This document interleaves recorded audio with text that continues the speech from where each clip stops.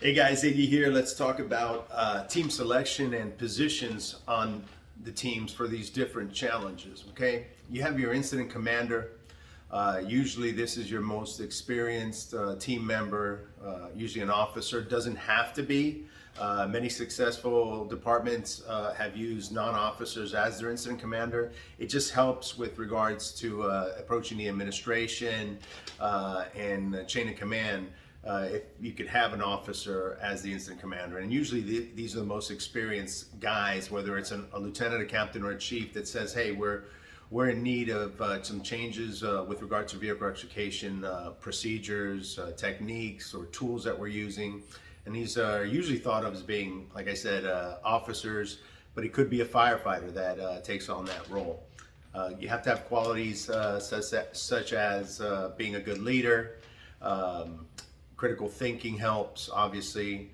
The ability to have command presence when leading the team. These are things we look for in an incident commander.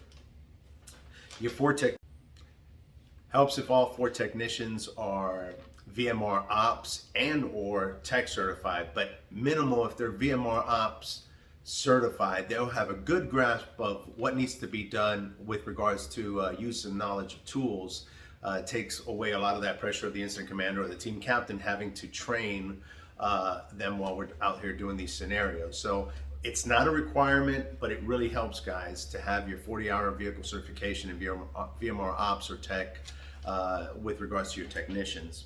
You have one medic who is normally going to be either first responder, EMT, or paramedic certified. All these challenges at the NAVRA level, Turk, Transportation Emergency Rescue Committee, USA and Canada challenges, and the WRO challenges are all based off of BLS care of the patient.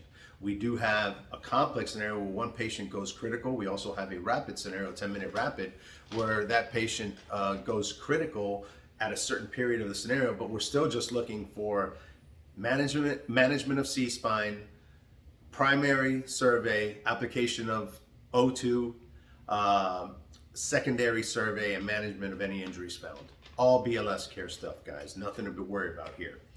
Lastly, your alternate. Your alternate needs to attend all meetings, all practices, everything. Your alternate is your extra person should someone get hurt while you're training or at the actual event, so you can bring in the alternate to take the place of that person. That means the alternate has to really do it all. Has to do technician, has to do medical, has to be a hybrid between medical and technician. They should help with scenario setup, scenario breakdown. At times, if you don't have enough live patients, your seventh person, your alternate, will have to play the role of the patient for your scenarios. They also are invaluable especially, as guys down here in South Florida with temperatures in those 100 degrees. Your teammates are going to need a little break throughout your training day, whether you do a 4 or an 8-hour training day. That alternate gives the team members a little break. Maybe one scenario, a technician sits out, he could play the role of the victim or just sit out and take notes on the scenario and then come back and another technician. So having that alternate is huge. So when you're forming this team, although you only need 6 to compete with, it really helps to have that alternate. Team members have to be willing to work hard, guys. It's not easy out at the junkyard. Long hours, whether you're doing 4 or 8 hours. We'll talk about the splits, training splits later on in a future video. But team members have to be willing to put in the hard work while you're out there.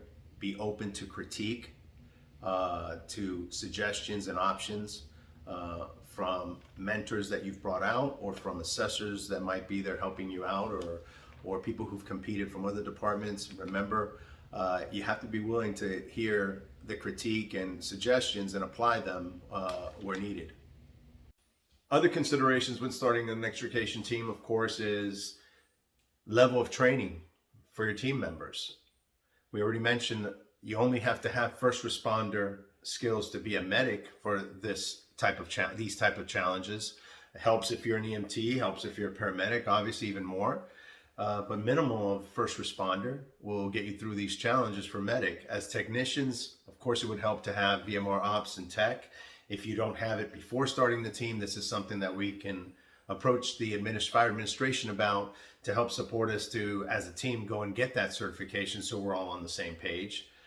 You also have to consider department seniority when selecting your team, or experience on the department. You also have to consider shift assignments depending on how the training is going to be conducted, on what days, and we'll talk about training splits as far as types of days, half days that you guys are doing now, that teams have done in the past, and benefits of both. But depending on how you do your training and on what days, you may have to look at shift assignments as well. So these are all things that you have to look at when selecting the team. These are things that will help you get the team started off on the right foot. Hey guys, let me know how you guys select your team. I've got a lot of questions from departments asking how to select it.